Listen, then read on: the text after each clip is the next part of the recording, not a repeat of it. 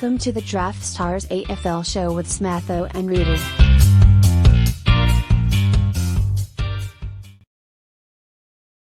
With thanks to Draftstars and the Daily Fantasy Rankings, this is Smatho and Roody for the Draftstars AFL show, Prelim Final Edition. The Swans and the Magpies up in Sydney, Saturday afternoon, 4:45 p.m. starts.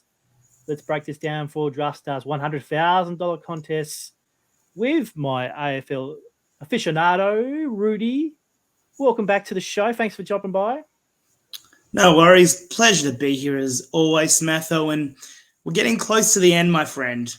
You know, this is the second last video of the year. And, it's the tears are starting already, Smatho, you know. But they often say that prelim week is better than the grand final. So let's hope that this game lives up to expectation. Not about you, but I'm finding it hard to pick a winner out of this one. Sydney do get a home ground advantage, and, you know, every Collingwood supporter you speak to will, we're no chance. Oh, the run's got to end and blah, blah, blah, blah. But I'm not so sure that they're and they've also said to me that their chaos game doesn't really work at the SCG.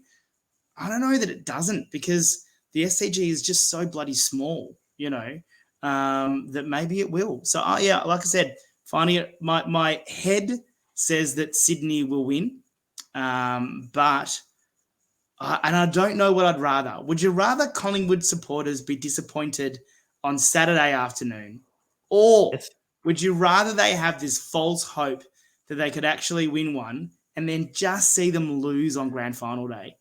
I don't know, mate. Wow. Well, we were all in that boat 2018 when they led all day and lost to the Eagles. Either way, it's going to be fantastic if it happens in those scenarios. But being a Carlton supporter, I did hear on radio or TV today, actually, that the difference between the MCG and the SCG is not that much anymore. So the length of the MCG is 160, right, between goal to goal, right? The SCG is like 156, 155, 156. So you think of it, 2.5 meters either way, right? And then let's talk about the width, all right? MCG is 140. Apparently the SCG is only like 138, 139. So if the Magpies got the guy who paint the lines at him at training the other day, it'll literally just be like a running track between the SCG and the MCG around the oval. Like it's I don't know. Some say it's not that much, but on TV certainly it does. You know, when you got your 50-meter arcs near the center square, it might be 1.5 meters closer. But does that really make a difference? Yeah, I mean, look, maybe it is one of those optical illusion things. I have never been to the SCG in person, I must admit. It does look bigger for cricket than it does for footy. But I think that's just, again, the optical illusion of seeing the goalposts there. But, yeah, look, I don't know. I will say I do not know about this, but it definitely looks smaller. Anyway. I think we're just going a bit too deep in that kind of analysis for our prelim, where we are talking about fantasy football. We're not talking about how thick the grass is on the surface, but we are digressing. So let's get into this $100,000 prize pool for the Swans and the Magpies for the rest of the viewers who have stuck around for the first 4 minutes. Thanks for sticking around after that brilliant intro. Let's bring up the teams. No changes really. So Braden Campbell was the medi sub for the Swans, and Josh Carmichael was the medical sub for the Pies for their semi-final. So that leaves a Kruger, Henry, Callum Brown, Josh Carmichael, emergency bench for the Pies, Cunningham, Braden Campbell, Hayden McLean, Will Gould for the Swans. So usually I get Roody to talk about, changes for fantasy. So instead of doing that, maybe talk about how this game's going to pan out between these two teams. Yeah, well, I mean, we kind of did that a little bit in the prelude there, but I think Sydney are a really adaptable team. I think they're really well coached, and they basically, beat Melbourne the first time and really showed the rest of the league how to beat Melbourne, basically. And, so I just think that Sydney will have enough tricks up their sleeves. Collingwood have a plan A, and I don't know that they're that adaptable, So they're going to be helter-skelter, get the ball, pressure. And if that doesn't hold up, we have seen teams get out to big leads against them and then Collingwood reel them in through that pressure. But if Sydney do get out, I don't think there's a chance that they'll pull them back this time. So look, in terms of the outcome, like I said from the outset, I'm 60-40 Sydney on this, closer than I actually think that a lot of Collingwood supporters give themselves. Now, I've just brought up the tools here at dailyfantasyrankings.com.au. It's been a bit of a theme, Roody, when we were doing Collingwood slates, that their fantasy outlook hasn't been fantastic because they're not really a high possession team anymore. As I said, the chaos ball means that they get rid of it. They're not chipping around. They're not handballing to each other. They're not doing uncontested marks. As you can see here, they're the bottom four for stats accumulated in the league. Sydney are mid-table. As for conceded, Collingwood would allow their opposition to have the ball if they do get it, whether through contested possessions or even through marks as well. So, as you can see there, Sydney, 17th in the league. So, if you're just looking at stats alone, you must be thinking straight away, I've got to try and get Swannies in my teams there. And the one key thing that will hammer it home for you is that the midfielders through Collingwood allow stacks of fantasy points, especially to premium midfielders, the top of the league there. In the last 5, 116 on average. We looked at the Fremantle game last week. We just had Brayshaw going nuts with 120. Another 2 guys had 100-plus scores. Fremantle dined out for the midfield. Also, they didn't get the result on the scoreboard in terms of getting into this prelim. But for fantasy scoring, you have to look at this data here. And they're available at dailyfantasyrankings.com.au. And just do you agree with the data there? Oh, yeah, 100%. And I was just going to add something else there. A lot of these Sydney players also do score even better at the SCG. Callum Mills, Luke Parker especially, have had really, really good outings at the SCG this year. Isaac Haney as well, Golden. They've all done really well at the SCG. Now, before we look at this particular game, the Brownlow medal is now available on Draftstars Rapid Fire. Very simple to get into Rapid Fire. You can either choose to get 3 out of 5 selections for 1.8 return on your investment, or if you go for the full 5 out of 5, if you can pick each one to get the most votes out of their matchup, there's a little tasty 20x on your return investment. So that's available on Draftstars, the Brownlow medal, Sunday evening, not the Monday, Sunday evening. Check it out on Draftstars. All right, let's bring up the slate. $100,000 prize pool. We start the rucks. Darcy Cameron, 12,340 is the most expensive player, followed by Sam Reid at 11,160. Tommy Hiki at 10,180, and then Mason Cox there at 9,090. So only $3,000 between Darcy Cameron and Mason Cox.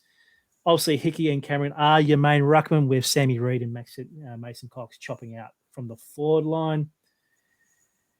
Hard for the Pies in terms of the midfield, but in terms of rucks, Swannies rucks do give up a lot of fantasy points. So this kind of leans in Darcy Cameron's favour here, Roody. Actually, am I going to do this? I don't know. It actually leans in Mason Cox's favour.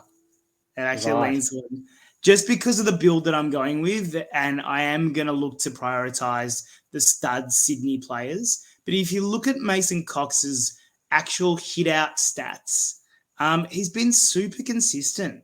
20s and 24 and 23 and 19 and 20. Like, he's got a floor of 20, right? He's going to get you at least 20 hit-outs. And with this matchup, it's probably going to be at least 20 to 25 hit-outs, okay? And he's actually been much, much better this year. He really has. I still think he, obviously he's still Mason Cox, yes. But he has been better this year. He is marking more. Maybe the goggles have helped. Yeah, I actually don't hate playing him. And then if you go back up to Darcy Cameron, you know, at the beginning of the year, it was like Brody Grundy, who, okay, let's get rid of him. Let's trade him. But he's been pretty inconsistent recently, Darcy Cameron. You know, for the last couple of months, really, he's been really yo-yoing around the place. And he does have a relatively small, low floor. You know, we didn't see that floor in the first half of the season. We hardly saw it. But just in the last couple of months, there's 250s there. You know, and he hasn't been injured. It's been a long season for him, you know. It's been a long season, and he probably doesn't have the absolute fitness. Like coming into this season, he wouldn't have thought I'm going to be the sole number one ruck for not only 23 rounds, but also a final series as well, you know. So I think fitness has caught up with Darcy Cameron, and I would be under the field. I would be actually under the field on Darcy Cameron in this contest.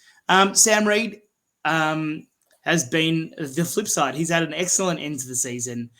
Really, a couple of years ago, before all his injuries, you forget how good he was. Like, he's a really good footballer, really adds a lot of value in terms of the backup ruck role, but also kicking a couple of goals a game. I think his box scores are pretty decent in terms of shots on goal. In the last month or so. 3, 2, 1, 2, 4, 4. Yeah, so that's not bad at all. I won't be too interested on him, but don't totally ignore him either. And then Tom Hiki, my man from the good old draft days on the Draftstars draft. Don't know if that 49, I think he could have been injured that game. I haven't checked the stats, but I think he might have been injured that game. But otherwise, pretty reliable for at least a 70 or so, you'd say his floor would be when he is the solo ruck, and he will be the solo ruck with just a little bit of chop out from Sammy Reid. But yeah, I'm actually finding myself quite surprisingly, I didn't think I would at first, being drawn to Mason Cox.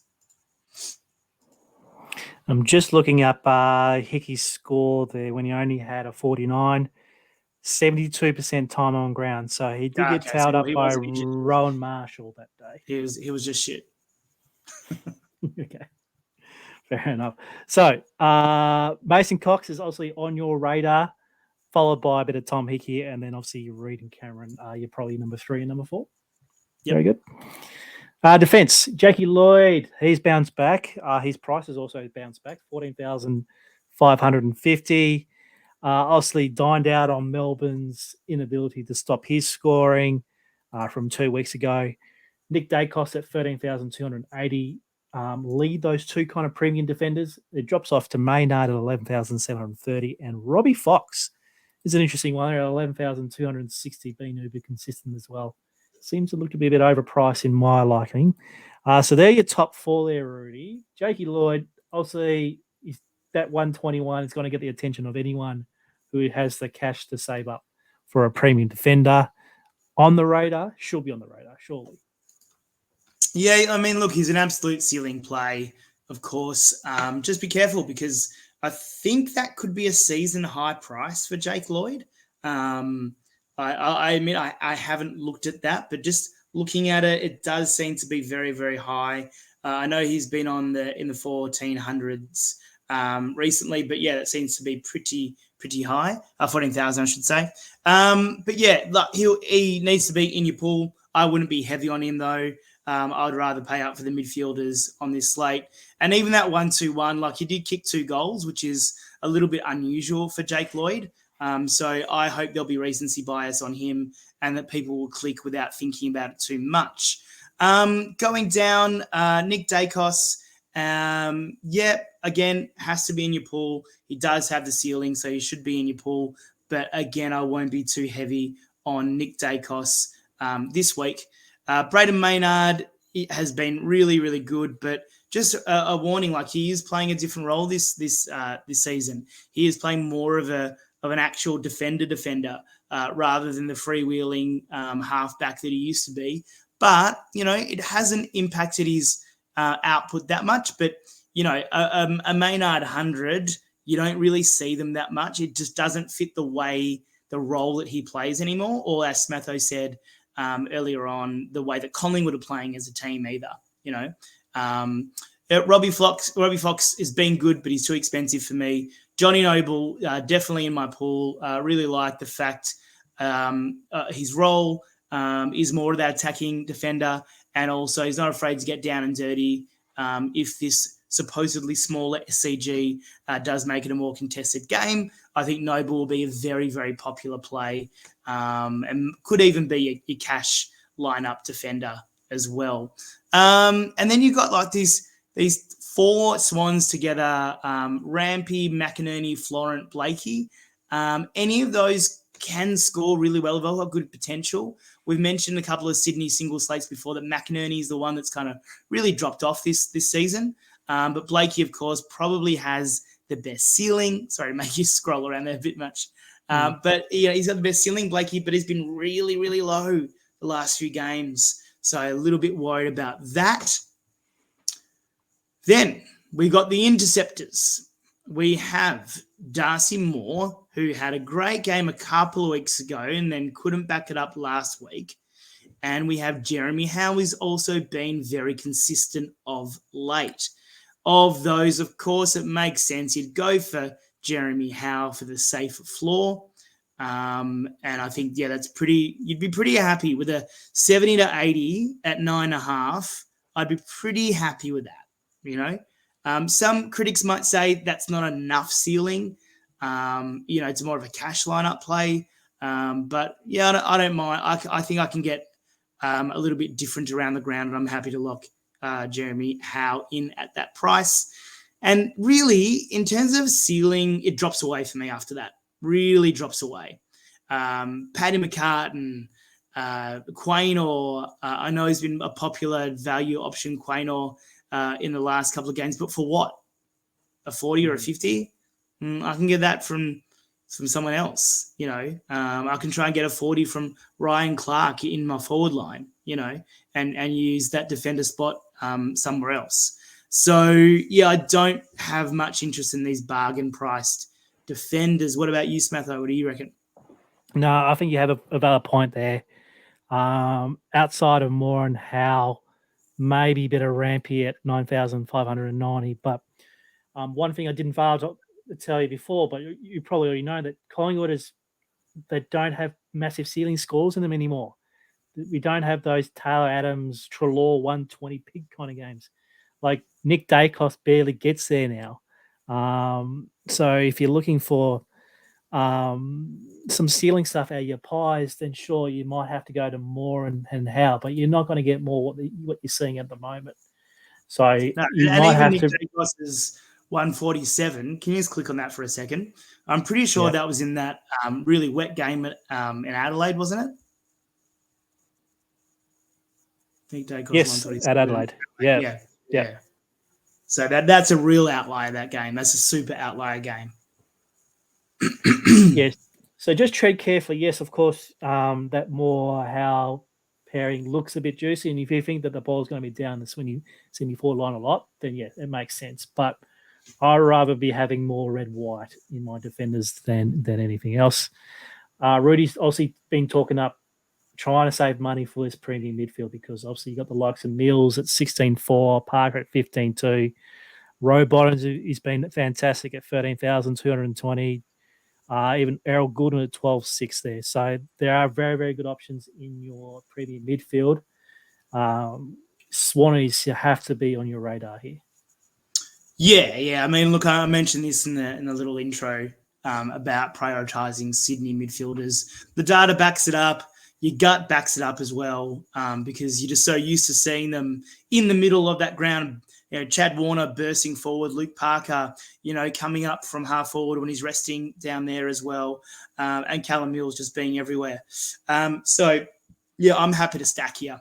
Really happy to stack, really comfortable, because I also just don't see all right, clearly Mills and Parker are a lot more expensive than the other options. Okay, so let's leave them out of that discussion. But then if you consider what Pendlebury's ceiling is at the moment. It's 90. Yes, I know he's got a 111 a couple of games ago. I get that. But that's a freak performance for him at the moment. So I'd rather have Rowbottom. I'd rather have Chad Warner. I'd rather even have Errol Goulden. And back that he maybe kicks a couple of goals and has a ceiling game. Josh Decos has been great recently. Really, really good. I think he was a little bit down last week, but off the back of 2 120s. But I'd still rather prioritise the Sydney midfield. And you could say, all right, well, everyone's going to be doing that, Roody. Okay, because that's the best play. I don't think you need to overthink this one very much at all. That said, if you are looking for Collingwood midfielders, I do like Crisp and I do like Degoe as well. Crisp is, again, it's just not the game plan for him at the moment, but he has scored fairly consistently over recent weeks as well. And then Degoe, I'm not the biggest fan. I think he should have been arrested and charged a long time ago. But he has really been impressive. He killed Melbourne about a month ago, absolutely killed us. He's getting clearances. He's kicking a couple of goals. He is Dusty Light, as the newspapers have suggested for many years. He's a shitter version of Dusty. But at that price, it's not too bad. Don't hate a bit of Tommy Papley as well. Little bit expensive for what his output has been recently. But if you're following a Sydney win narrative, then he should be in your pool, at least if not in your lineups. And then, I don't know. What are your thoughts on these mid-priced Collingwood midfielders? Lipinski, Sidebottom, Elliott. No, they're not. They're not for me. Look, Elliott can bob up, but that's a low floor if he doesn't bob up. Sidebottom stuck on the wing. Sure, I can go back to the SCG narrative, which I kind of trying to demiff, but is there room for him? Is there space for him at 11,180? I don't think. Maybe Trent Bianco. Look, he's the only one there under 9.5K here. So if we can squeeze out a 60 out of him at 7,200, they'll just have to do. And then obviously you have to try and then run a three combo stack of Swans players, which you have pretty much 5.5, 6 options, really. So if you run through a Bianco into Mills, Rowbottom, Goulden, or a Warner, Rowbottom, Parker, you've got a fair few combos. The other option is you can go Dylan Stephens as well, who I actually don't mind as a value play. Been pretty consistent with his 70s, 75 kind of ceiling.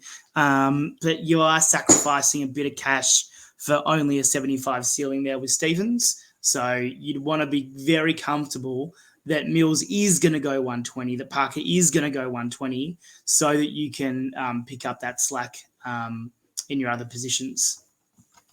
Yeah, your midfielders, if you go 120 Mills, 120 Parker, and then obviously Stephens gets you an 80, and then Bianco gets you a 65, 70, job done. You've saved a bit of cash. You've got the ceiling out of your premium midfielders, which means you can look at a possibly high-priced forward or a high-priced defender there. So let's move on to these forwards, though. Let's talk about these guys. So Isaac Haney, the Jeremy Cameron of the Swans, 13,050. Uber consistent until he's 73 against the Demons in the qualifying final. Don't mind that. He had 9 tackles that night, which is quite interesting to see with only 8 possessions. So if the tackle rate increases and gets a few more kicks and marks, then that 13,000 looks pretty good. Goulden at 12.6, Cameron 12.3, Papley 11.6. So look at all these dual position players. You have to get all the way down to Will Hayward at 10,530. So let me go back up to Isaac, and then we'll go from Hayward onwards as well. Yeah, talk about one of my favourite players from another team. It's Isaac Haney. Absolutely love the way this guy goes about it. He's tough. He plays bigger than he is. he will be the most dominant forward on the ground, and he's playing alongside Buddy Franklin. I mean, that says a lot, really.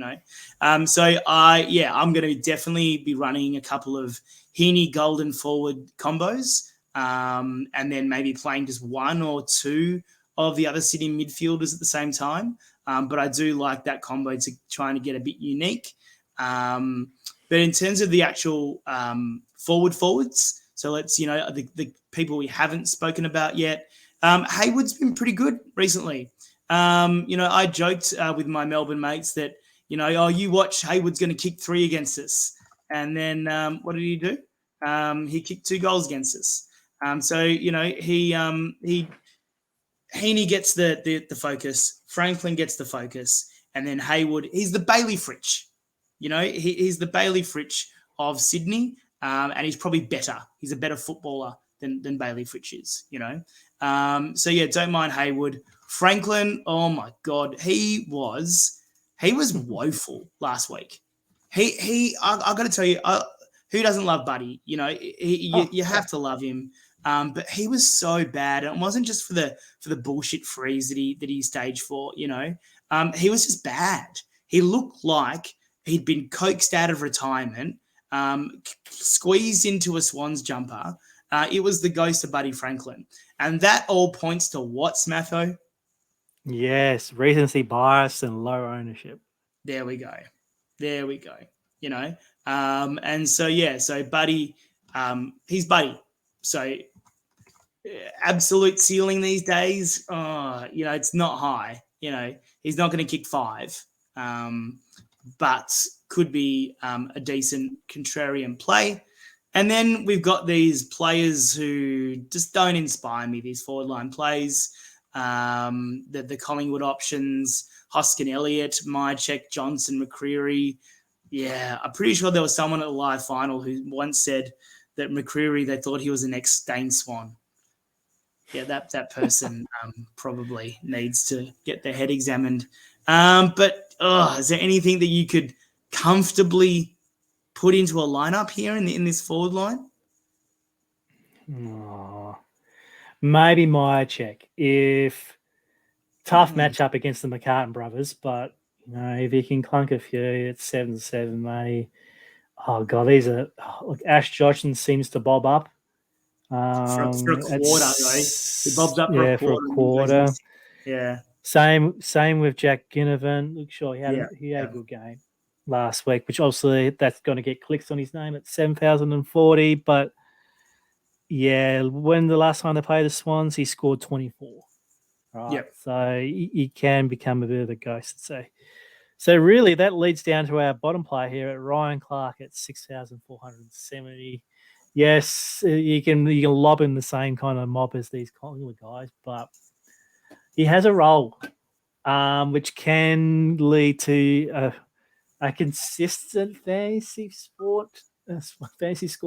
I know they're not great, but if you want these Swanee premium mids, you got to go pay down somewhere. Yeah, I don't want to play him, but I probably will. He just allows you to get those premium mids in. I think he will be quite a popular play. And I think it'll be one of those games where you can win with a 40 from Ryan Clark.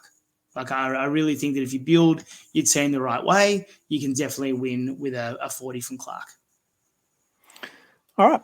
Speaking of building, let's have a look at your team for the Saturday prelim for the Swans and the Magpies. 100 grand online.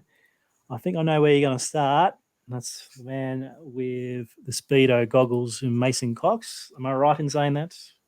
Oh, my God. What am I doing to myself? Yes, I am actually starting with a Mason Cox team. Yep. Think of the inspiration you got from I'm very glad this is not a live show, Smatho. No, you're glad, but think of the inspiration you got from Daniel McStay a couple of weeks ago. You were saying the same things. You were having the same emotions. The confidence wasn't great, but then you talked yourself into it thinking, no, this could work out, and this could work out for Mason. He's getting more hit-outs than Darcy, so yeah, I'll back you in there, mate. 9,090 for Mason Cox. Hopefully he is around the ground. Defenders. Now, I have gone against what you suggested of focusing on the red and white, and I have gone for 2 Collingwood defenders of Jeremy Howe and John Noble. Johnny Noble's at 10,920. Yes, Noble does have some good fantasy form at the moment. He's got a good role. So 10,020. Yeah, I don't mind it. Going against the data, but you just hope these guys see enough of the field. Midfielders. Going against the data there, but going with the data for my midfield. Give me the stack. Give me Mills. Give me Parker. Give me Rowbottom. Yes. And also give me Dylan Stevens. Yes, very good. Mills, Parker, Rowbottom, Stevens. That leaves you just over 15,000 for your 2 forwards. So not a lot. I know what the first one is, which is all the way down the bottom here with Ryan Clark at 6,470. That leaves you just 9K for who? I was going to go Ginnivan, but I hate him so much. I hate him. So I'm going to go for a flyer. I'm going to go for Will Hoskin-Elliott. He has given me, I think I had Hoskin-Elliott in a good Queen's Birthday team a couple of years ago that won me some cash. So go for Hoskin-Elliott. Ginnivan, I hate him so much that I don't know if I can play him. So that was my first look team. I did start. Usually I start with my ruckman. This team I definitely started with my midfield. I'll give you another variation of that team. So if you switch Hoskin-Elliott to Haney, then take out Mills for Chad Warner. Yep. And then Noble for Rampy.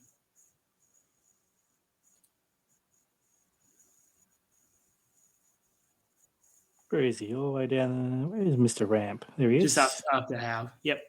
Yeah, so that's another way to attack it. I like that team because it gets Haney in there. You can also get off Warner and put in Golden. It's pretty tough to get a Golden Haney forward line working. You do need to make quite a lot of sacrifices to get that working. Excellent. All right, so that is the preview for the Swans and Magpies, the prelim for the $100,000 prize pool on Draftstars on Saturday afternoon. We'll be back with the mega show, I guess, for the grand final. We'll be back Thursday for the live show. We'll see how we go with the 2 teams that will make the grand final, and we'll break down that particular slate. I'm not going to tell you the prize pool because I don't know what the prize pool is going to be, but hopefully it's record breaking. We've got a high mark to set because obviously last year was pretty epic. But let's see how we go. What was last year's? Reminder: some people might not have played last year, Smatho.